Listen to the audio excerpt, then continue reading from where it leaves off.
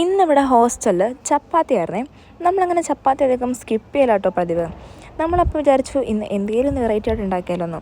ആവശ്യത്തിനുള്ള ഉള്ളി, തക്കാളി, ക്യാരറ്റ്, കുക്കുമ്പർ ഇതെല്ലാം ഒന്ന് വട്ടത്തിൽ കണ്ടിക്കണം കേട്ടോ. ഉള്ളി അരിയുമ്പോൾ കരയണമെന്നുള്ള ശാസ്ത്രം, അതുകൊണ്ട് നമ്മൾ തെറ്റിച്ചില്ല. അതൊക്കെ പോട്ടെ, നമുക്ക് ഇനി ഒരു ബൺ എടുത്തിട്ട് അത് നടുക്കുന്നൊന്ന് കട്ട് കൊടുക്കണേ.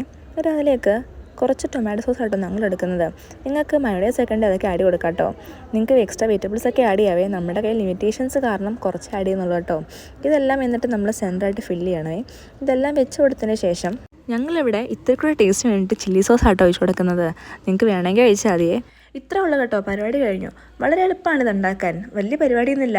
നമ്മൾ ഹോസ്റ്റലേഴ്സിന് ഇതൊക്കെ വലിയ കാര്യം കേട്ടോ. കാണാൻ വലിയ ഭംഗിയൊന്നുമില്ലെങ്കിലും ഇത് കഴിക്കാൻ നല്ല ടേസ്റ്റ് ആയിരുന്നു കേട്ടോ. അത്യാവശ്യം ഹെൽത്തി ആയിട്ടുള്ള ഫുഡും കൂടെ അല്ലേ. അപ്പോൾ എല്ലാവരും ഇതൊന്ന് ട്രൈ ചെയ്ത് നോക്കണം കേട്ടോ. ഹോസ്റ്റലേഴ്സിന് ഇത് കഴിച്ച് വയറ് നിറയ്ക്കാൻ പറ്റുമേ. ഞങ്ങളിത് കഴിച്ചിട്ടൊന്ന് വയറ് നിറച്ചിട്ടുള്ളത്.